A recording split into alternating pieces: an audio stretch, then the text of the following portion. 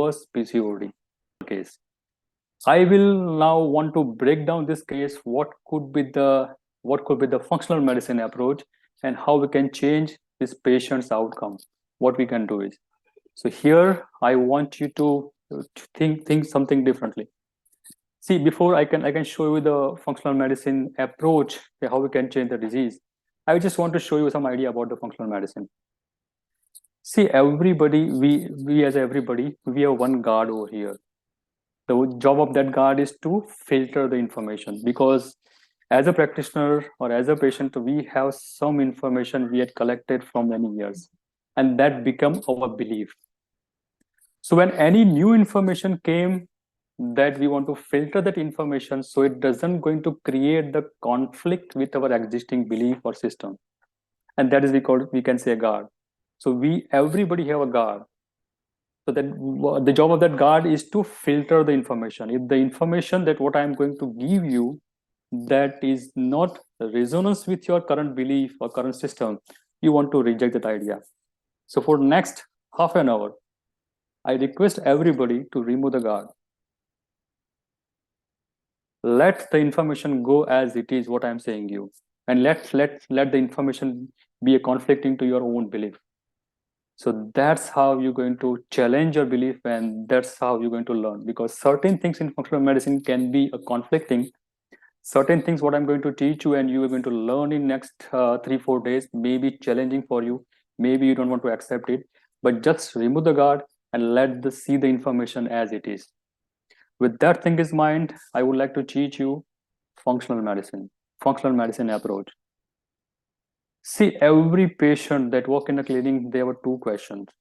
And as a practitioner and as a researcher or as a scientist, we need to answer that question.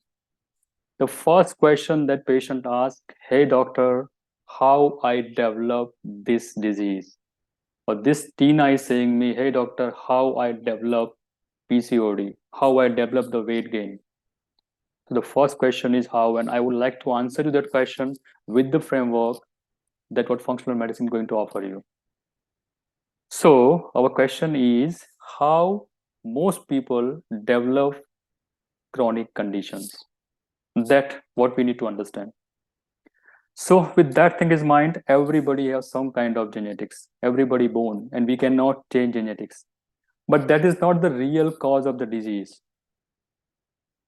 And that is based for autosomal dominant or autosomal recessive disorder, where the genetics is creating the disease. But here we are talking about the chronic lifestyle disorder, where genetic play a role, but that is not your destiny. Maybe it's playing a 20 to 25% role in development of the disease.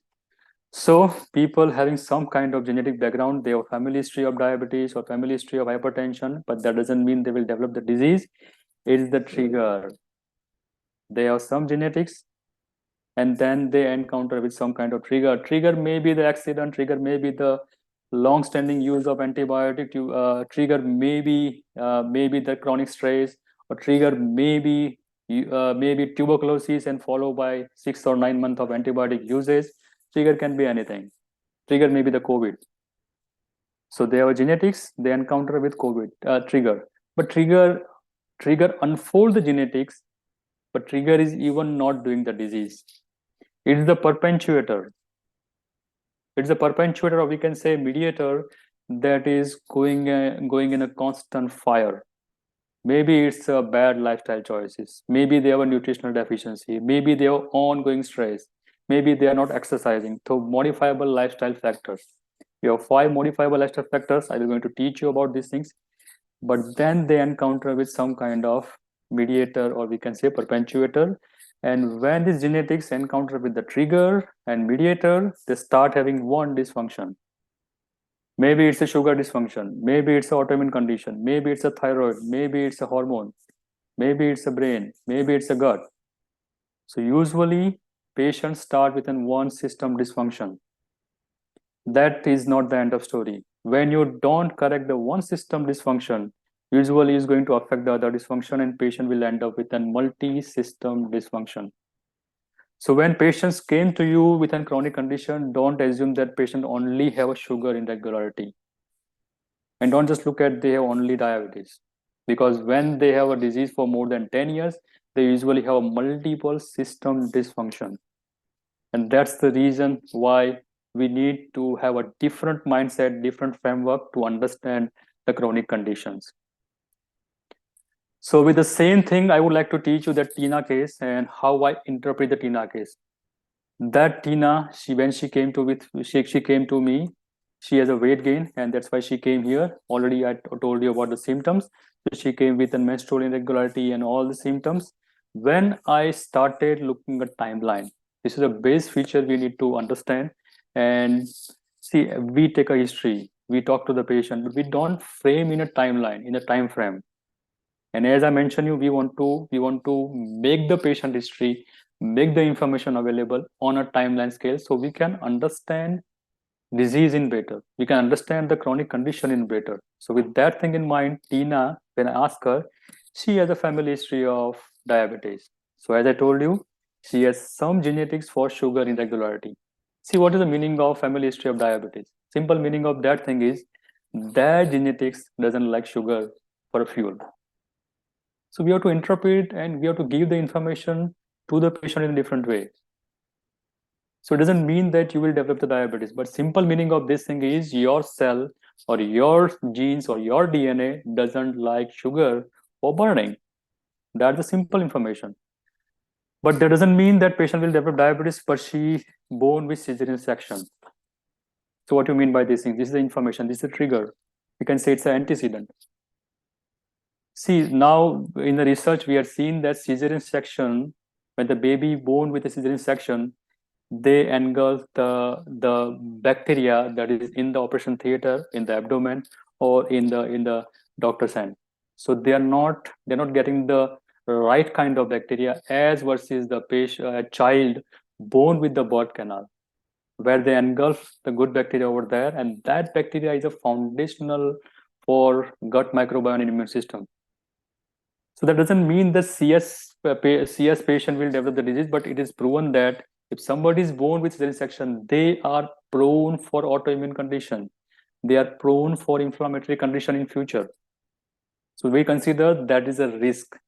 That is an antecedent. That is a risk. So she had developed with some kind of gut flora or primary imbalance in the gut microbiome, or foundational gut microbiome is missing over there. And within a 10 years, she had passed through a lot of URTI, allergies, and tonsillitis. So she had taken a multiple course of antibiotic in initial childhood, and then at the age of 10, she was done in tonsillectomy. So now she is born with some kind of foundational microbiome that are missing, and apart from that things, she had taken a multiple course of antibiotic. See, antibiotic is good for acute condition, and we are not against the antibiotic. But if somebody is taking multiple course of antibiotic, what will happen? So simple. When we use a multiple course of antibiotic, we reduce the bacterial colony, and we have a fungal overgrowth. We all know that our gut is full of bacteria. We have majority of bacteria over there. We also have a virus, and we also have fungus over there. But when you take a multiple course of antibiotic, what will happen? You reduce your good healthy bacteria, and you increase the fungal growth. You increase the pathological bacteria or some inflammatory bacteria over there. So that primary imbalance leads to, in this case, it leads to overgrowth of fungus. So she has an imbalance in the gut microbiome. And do you know, fungus feed on sugar. So up to 10 years, she was thin and slim. After that, what will happen? Because of fungal overgrowth, she started food craving. She started sugar craving. So after 10, she has started on a high carbohydrate diet. She had eating a lot of sugars and carbohydrate and chocolate and ice cream and all these things. Because of that sugar, and as we see, her genetics is like sugar. So when she end up with an eating a high sugar, with an fungal overgrowth, imbalance in bacteria, she started inflammation in the body.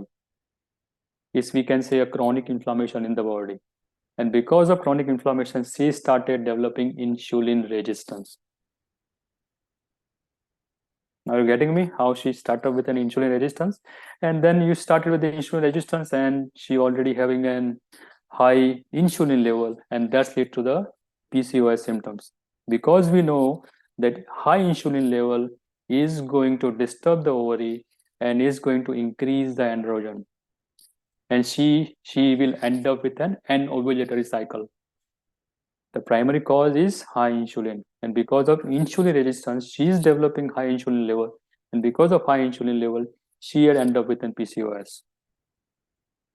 And then you can see classical signs of all the insulin resistance, like an high androgens or testosterone. She leads to the acne and hirsutism. And because of insulin levels, she started with the fatty liver, she started with the abdominal obesity, and rest of all the signs of insulin resistance.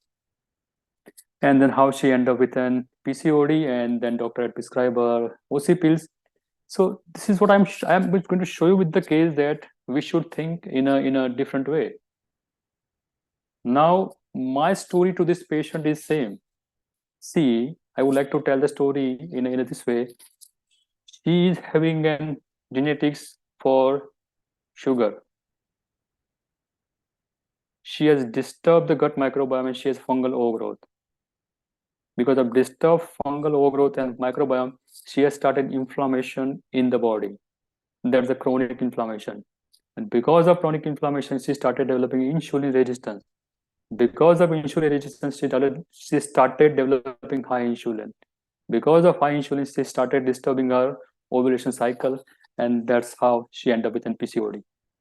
Now, already I showed you, if we don't reverse the insulin resistance, we don't work on a gut microbiome, we don't work on inflammation, what will happen? She will end up with an diabetes. And that's the usual story with all the PCOD patient and PCOS patient. So we change our thinking. We want to answer how this patient developed PCOS. And now we have to change our thinking when we look at these chronic conditions. So I would like to teach you from the anatomy, we have to think about the functions of the body. Let's say in conventional medicine, we think we have many doctors and many pathy for different disease. We have a cardiologist, we have a nephrologist, we have a ophthalmologist, we have a ENT doctor. So our thinking and our vision is very narrow for that particular organ. So if we want to change the chronic condition, then we have to change that thinking. We have to think out of box. And that's the game changing from the anatomy, because our all conventional medicine model, that is acute care model, that is work based for that particular disease in anatomical way. Let's say if somebody having a cardiac arrest and we want to correct that pathology, that is based for that. But if somebody having a PCOD, insulin resistance, or gut microbiome changes, we have to change our thinking. So that thinking is from the anatomy to a physiology. Physiology means functions of the body. We have 7 major functions in the body. The one function is called assimilation. So where we take something, let's say gut, our intestine, our digestive system, this is actually assimilating organ. We take the food, we digest the food, we absorb the nutrient, and we throw the rest of garbage out of body. So that's the gut function, digestive function. We do the same thing in the respiratory system. We take our air, we get the oxygen, and we use the oxygen, we get the carbon dioxide back. So our respiratory system is actually assimilating organ. So we have major physiology. We take something, we use them, and throw the garbage outside. So gut function, respiratory function, they are the part of assimilation. We have another major function in the body that we call the defense and repair, our immune system. Everybody knows that our immune system do a defense. It defends us from the bacteria, it defends us from the virus and rest of things. But do you know that the other major part of the immune system is to repair? When you have a trauma, when you have an inflammation, what the immune system will do? Immune system will go there in a tissue, it will going to remove the infection, and it's going to remove the debris and dead cell, and that is going to give you fibroblast and healing nutrient, and all these things are there to heal the body.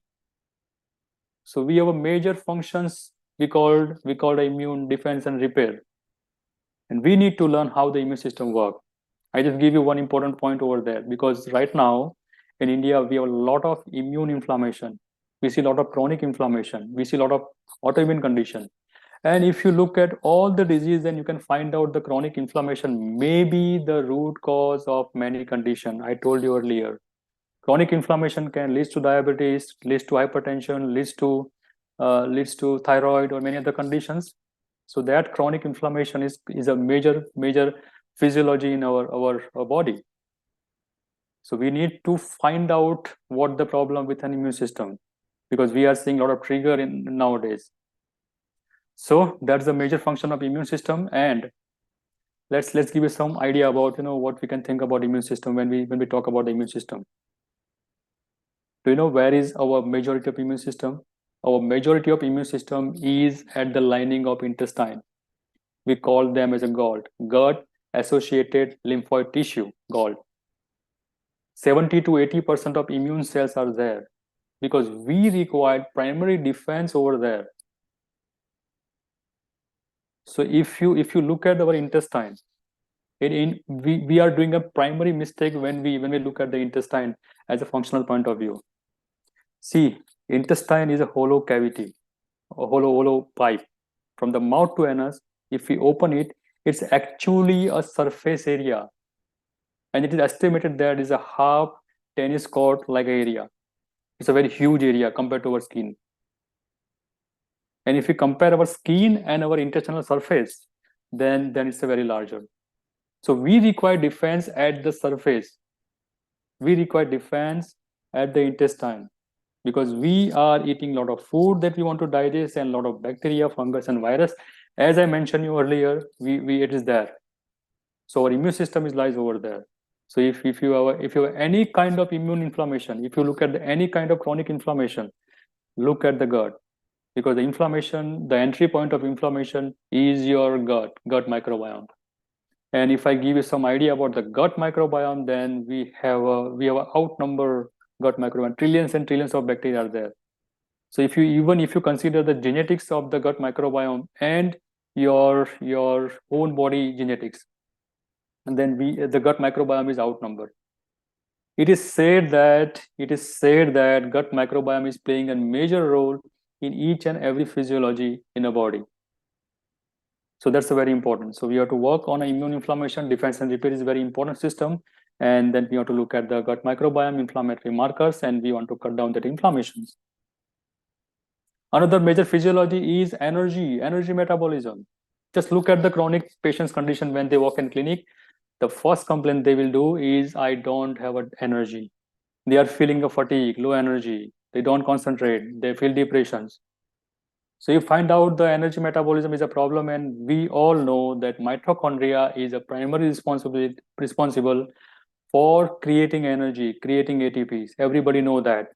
But do you know that how many mitochondria are there in a single cell?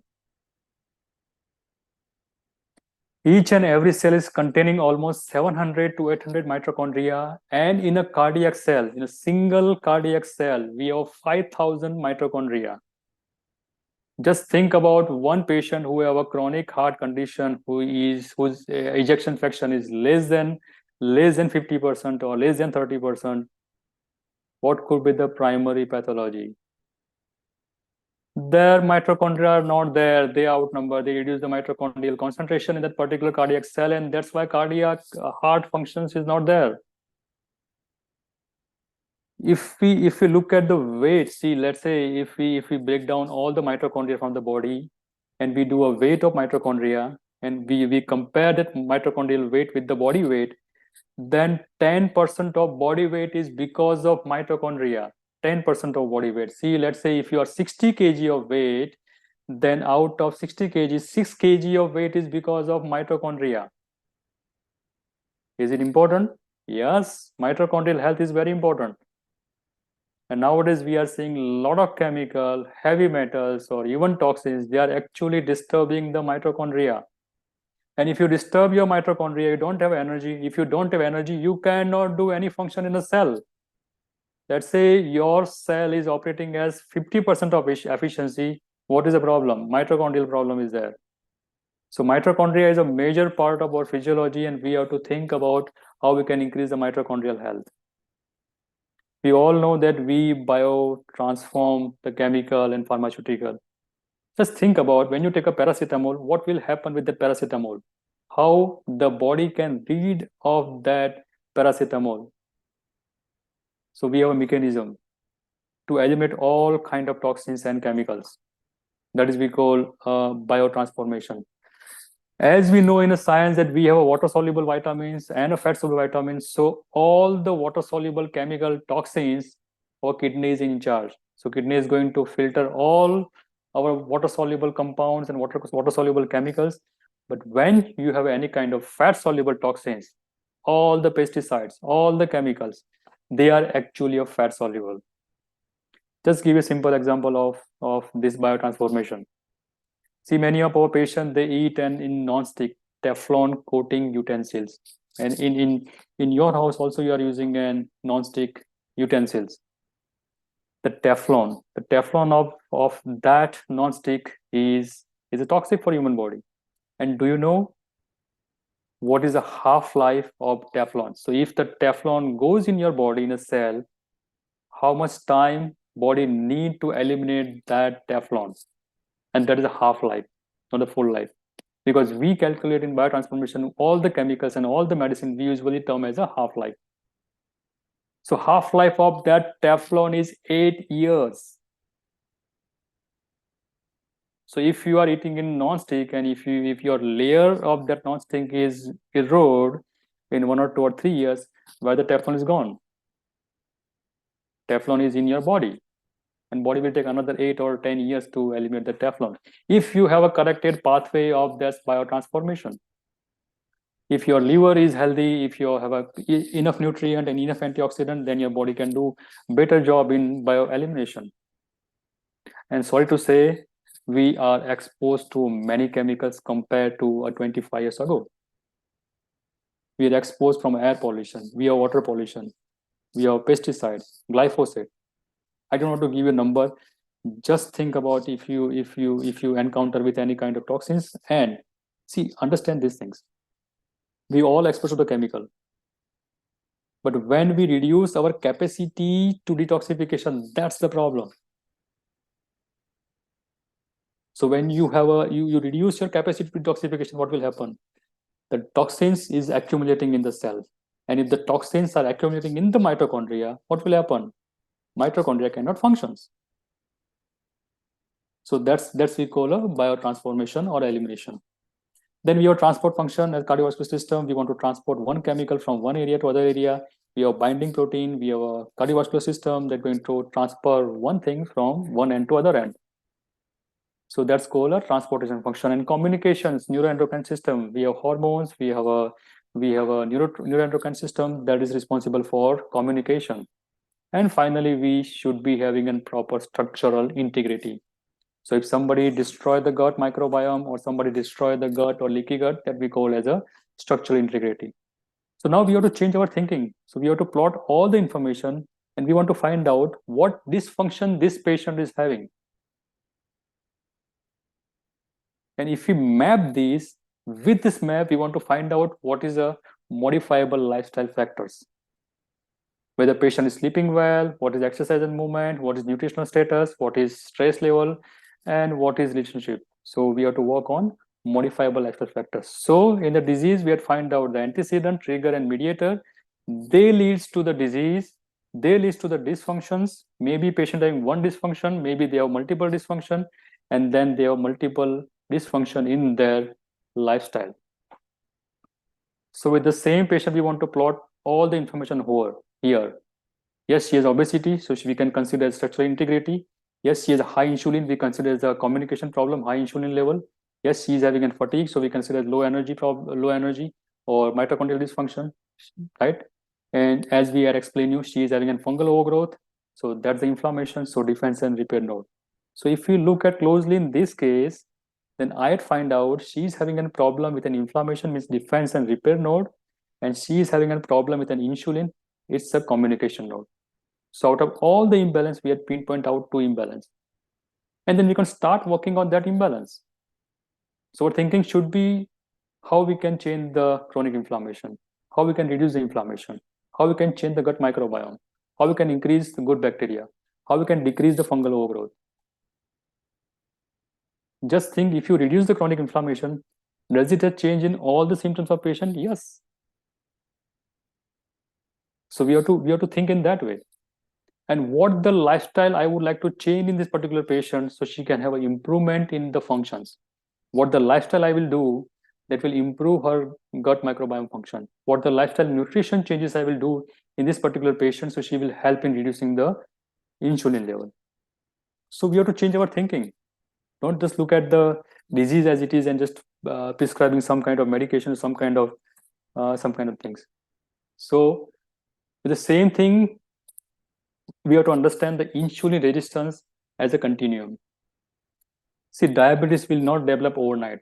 Sunday, you doesn't have anything, and Monday morning you develop with diabetes. It is not happen. It's only happen in acute type 1 diabetes. But in type 2 diabetes, it's a continuum. It start with the insulin resistance. Then if you don't treat the insulin resistance, patient will end up with pre-diabetes. As we know, pre-diabetes end up with a non-insulin dependent diabetes. And if you don't treat even non-insulin dependent diabetes, then it's end up with an insulin dependent diabetes. Now tell me, in a conventional medicine, do you find out any patient who started with the metformin or single drug, they end up their life with a single drug? Usually, patient will start with the one drug, 3 to 4 years, or maybe 2 to 3 years, she end up with other medications. Even she is not controlled with that two medications, the doctor will add a third medications. And then if we cannot control with that oral hypoglycemic agent, we will start the insulin. So this is a progression. So we have to think all the disease in a continuum. They will not develop overnight. Even for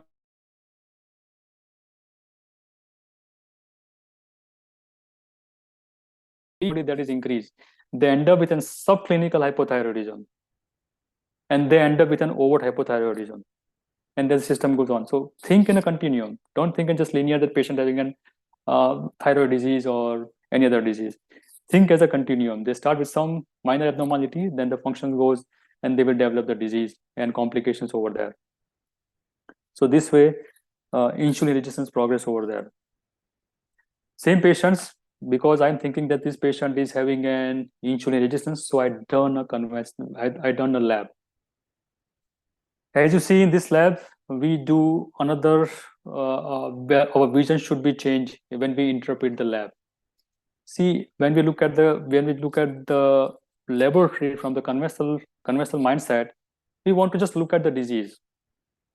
We just don't look at from functional point or physiological point of view. So we always look at if the range is in a standard range, we consider as abnormal. If it is in a range, we consider it as a normal. We just give a simple example. Let's say B12 level. So we look at the conventional report and we can find out the B12 level varies from 211 to 911. So if somebody having an B12 level of 300, is it normal for that particular patient? No. If the patient having a depression or patient having some kind of inflammatory changes or patient having a neuro disease, then this 300 B12 is not enough for that particular patient for that particular time.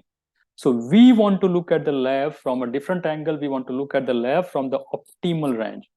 We want to find out the function. We look at all the biomarkers in a functional way. So in this case, I would like to diagnose the insulin resistance, but when I done a lab, her sugar level is completely normal. HbA1c is completely normal. Fasting insulin level is also 3, that is completely normal. Both the insulin resistance index, HOMA index and PK index, they are also in a normal range. Then how I can diagnose the insulin resistance? Where we have to think beyond, where we have to think out of box. And in this patient, I had done the glucose tolerance insulin response. We have to look at the physiology. What is the physiology of sugar metabolism? See, what is the simple meaning of insulin resistance? The simple meaning of diabetes, simple meaning of pre-diabetes, or even simple meaning of insulin resistance is patient is carbohydrate intolerant. Because as we know in a science that all the carbohydrate except your fiber or vegetables, all the carbohydrates, starch and sugar and rest of all the carbohydrate, they're going to convert into sugar in intestine itself. Even conversion of this sugar is started in the mouth itself. So all the carbohydrate is going to convert into glucose, and the patient having a glucose intolerance, right? So now change your thinking. Don't look at the insulin resistance. Teach the patient. Simple meaning. It's a carbohydrate sugar intolerance. So whenever you eat carbohydrate or sugar, what will happen? Even your fasting sugar or fasting insulin level is normal, but 1 hour sugar, look at this graph. When you done a glucose tolerance insulin response test, we had find out sugar level is completely normal. She has started with a 78 of fasting sugar. In 1 hour, she has 120 sugar, and 2 hours, she has 75 milligram per dl sugar. But look at the insulin level. Within a 1 hour, when she eat any kind of glucose or sugar, her insulin spike. In 1 hour, we had seen 250 unit of insulin, and after 2 hours, she has 130 of insulin.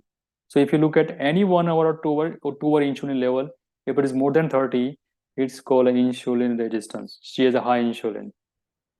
And as I mentioned you earlier, in PCOS, when you have a high insulin level, it disturbs your ovary.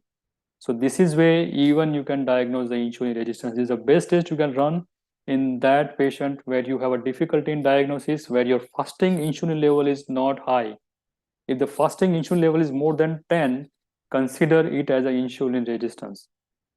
And if you don't find out the fasting insulin level high, repeat the 1 hour insulin level and do the 2 hour insulin level. You can find out real high insulin level in many cases where you will not miss the insulin resistance or sugar issue. And as I mentioned you, prediabetes and sugar abnormality will start later because our body can overcome the insulin resistance, because body have a different mechanism to overcome, and body want to save us from the diabetes and sugar. So that's why we are releasing high insulin level. So this is called hyperinsulinemia, and that's the real problem. So we can find out with the insulin resistance, with the insulin response test, and how we can diagnose the insulin resistance. So in this case, we are stamped insulin resistance in this way. So that's how we're going to change and understand our thinking in a functional medicine. Functional medicine is basically a personalizing. We will lot of things in a functional medicine in next 3 days conference, where many of speakers will talk about different aspects of functional medicine, different tools about the functional medicine. But this is a framework we need to understand. So it's a basically personalized. We want to look at the upstream. Let's say in a conventional medicine, we look at the downstream. What is our thinking when somebody having an anovulation? We prescribe the oral contraceptive pills, but that is downstream. That is the starting point. If somebody having high sugar, we need to prescribe metformin. Maybe that's the starting point.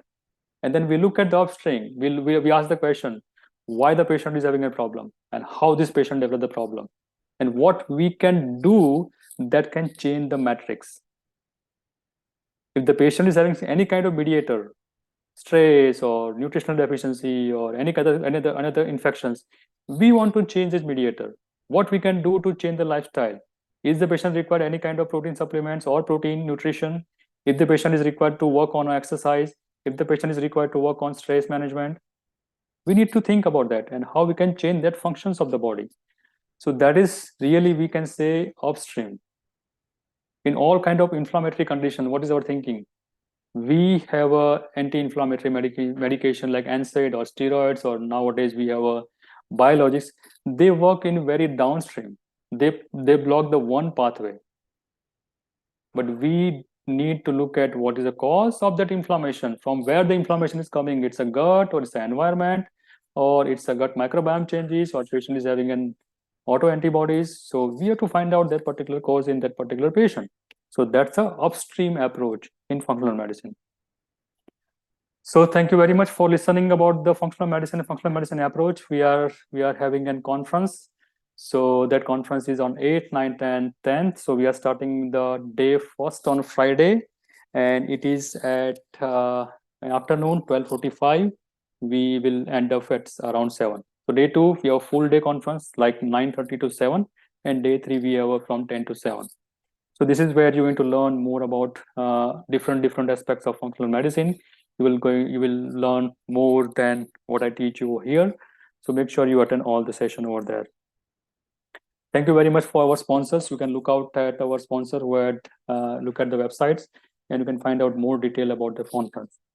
Before I end off this webinar, I would like to give you idea about one thing. If you are a practitioner over here, if you're a nutritionist or any kind of doctors or physician over here, if you want to continue learning your journey, we have another course that is we call a functional medicine in clinical nutrition, where we're going to break down all the functions to you. What I said you here, we want to understand the immune functions and how we can diagnose the immune functions, how we can diagnose the energy metabolism, how we can correct the mitochondrial functions, what the nutrition they required, what need to things about that, and how we can interpret and diagnose that conditions.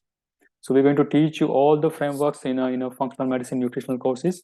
So if you are practitioner and clinician, learn more about functional medicine through us, then you can just look at this course. And Krishna is going to help you. If anybody is interested, please contact Krishna, and she will help you with the information with the course.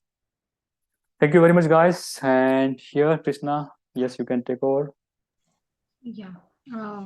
So I'll be sharing a link in the chat box after right now. So in that you can add your name, your email IDs as well as your mobile numbers. So as soon as you do that, we'll get your email ID as well as your details. Otherwise, you can also contact me on the shared number to get more information about the course. Right, and I'll also be sharing the same about this in both the groups, the in whichever groups through which you have joined the course. So if there is any other doubt regarding functional medicine or something, we can take it up for 5 to 10 minutes. Right, sir? Yes, sure. So everybody have my number. So if you have any query regarding any information about the functional medicine, see my core goal is to give you right information. So if you have any query, you can reach out to me. You have my number. So just feel free to reach out to me. Whatever the question you have, we're going to answer the question. Yeah, right now we have one question. Krishna, you can take a questions from the audience. Yes, I just have one question that mm, yeah, does the IAFM conduct a certification course for functional medicine? Yes, that is what I said you, that we are conducting the course, and you can look out the course that is functional medicine in clinical nutrition. You can just talk to the Krishna, and she will help you and give a detail about the functional medicine course. Yeah, okay. And one more thing, that what are the examples of chronic inflammation? There are many examples of the chronic inflammation. All the autoimmune conditions, you can look at the inflammation. All the autoinflammatory arthritis, you can look at the inflammation. Even psoriasis is also the part of inflammation. Even cancer is an inflammatory conditions. Chronic inflammation is a root cause of many health conditions. Even diabetes, you can just look at the HSCRP and you can find out the high HSCRP. So even cardiac conditions is somehow it's related to inflammation. So inflammation is a chronic health conditions or chronic mechanism that you can look at that inflammatory condition and you can find out what is inflammation. See, when you look at the inflammation, your thinking should be like, from where the inflammation is coming. And if we talk about the inflammation in a different way, inflammation is actually some kind of fight between allergen, infections, or your immune system, where you end up with an inflammation. And what you see is a collateral damage. Let's say if you have psoriasis in the skin, what is that? Psoriasis is what you see is actually a collateral damage in the skin, but the real is your immune system is fighting with some kind of infection or some kind of allergen or some kind of toxins that immune system doesn't like and want to clean out that. So that's called inflammation. You can really look at the inflammation, what is a biomarker that you should look at, and what the things you can look at. So we want to find out the root cause of that inflammatory mechanism. See, if you look at the basic science of chronic inflammatory conditions, I'll give you a simple example about these things. When you expose to any kind of toxins, the toxins may be a food allergen or food toxins, maybe it's real chemicals or pesticides, maybe it's a heavy metal, maybe it's some kind of allergen that you are breathing from the air, right? So you are exposed to something that body doesn't want. Same time, if you increase your toxic bucket and if your deficiency of nutrition that what body want, you start developing dysfunctions.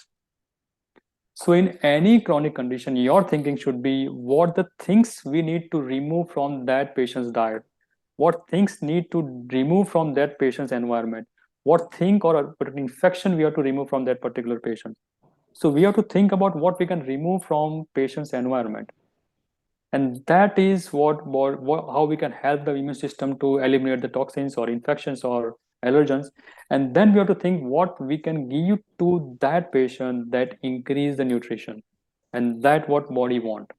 So if you understand the simple philosophy of a health disease and recovery is, we have to remove something and we have to add something in patient's lifestyle, patient's diet, patient nutrition. That how we're going to change the patient's outcome, right?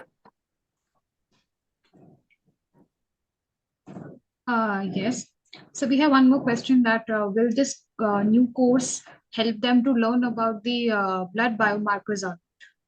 Okay, so as I mentioned you, we are going to teach you about the biomarkers.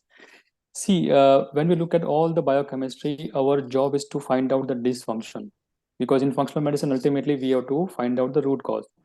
Let's say I explain you about the sugar functions, I explain you about the hormone dysfunction, I explain you about your detoxification functions. So every function we have parameter, we have biochemistry.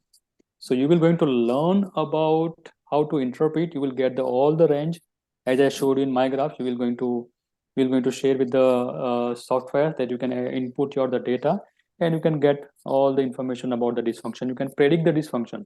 So we're going to teach you about how you can look at the biochemistry from the functional medicine point of view, because here we want to diagnose the disease, but apart from the disease we want to diagnose the functions. So we're going to teach you the biochemistry, or we're going to teach you about the biomarkers in a from different angle for each and every functions. Let's give a simple example of thyroid functions. See, when you look at the thyroid functions, you in a conventional medicine point of view, we only look at the TSH and T4. And if you're lucky one, then your doctor will check your T4. But that is not the complete story. That is important, but that is not the complete story, because we want to look at the free T3, because free T3 is active hormones. So as you know, in a science and physiology, that we can bifurcate the hypothyroidism in two ways. One is central mechanism of thyroid function, that TSH and T4, that we all know. We don't know that what is a cellular hypothyroidism and what is the cellular functions of the thyroid. So at the cell, you should be having a balance of reverse T3 and free T3. So if you have imbalance in a reverse T3 versus free T3, then you have a hypothyroidism.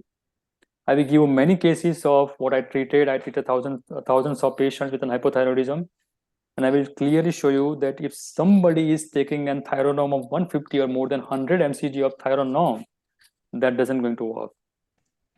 So that going to balance your lab. Your TSS may be less than 1, your T4 may be corrected, but that is not going to correct your hypothyroidism at the cell level. So we're going to teach you how you can interpret the biochemistry from the functional medicine point of view. Thank you, sir. I think all of the queries are regarding the course, like the duration and everything. So for that, just add your details on the link, and you'll be getting an email as well as message in the WhatsApp group regarding every information about the course, modules covered, fee structure, and what all it includes and everything. Right? I think we also have a time constraint that we cannot take up all the queries. So if there is something else, you can always reach to us. For appointments as well, you can also, if you want any consultations, you can contact our healthcare manager, Khushbu, and I'll also add her contact in the chat box. Okay, Yeah. regarding the conference, if anybody not participate in the conference, and we had created the community group. So if you're not in the part of the community group, ask her to get the link and be in that WhatsApp group. So all the updates of the conference we're going to give you for next 3 or 4 days. You're very good learning, and many people ask me, do we provide the recording? Yes, we're going to provide you recording. It will take time. So we recommend you to attend the live, where you can ask the question, or we're going to take your question during the conference also. So make sure you attend the live conference, because you can get all the information. But if you cannot attend the session, meantime, we post conference, we're going to prepare and we're going to send you the recording also. Yes, guys, thank you very much, and bye bye. Take care. Good night. See you tomorrow. We have another workshop. If you want to continue the journey from here, tomorrow at 5 p.m., we have a very good lecture. We can say it's a workshop, not a lecture. What the exercise, what the movement you can do to reduce the insulin resistance. I told you what the modifiable active vector, we want to work on a exercise movement. That's a very important part. So we have a very interesting lecture tomorrow, maybe taken half an hour to 1 hour, just 1 hour. But you're going to learn what the exercise you're going to prescribe to reduce the insulin resistance. So make sure you don't miss that session and attend, and see you tomorrow at 5 p.m. Thank Thank you you. very Thank much. you, Bye bye. everyone. Take Take care. care. Bye. Take care. Good night.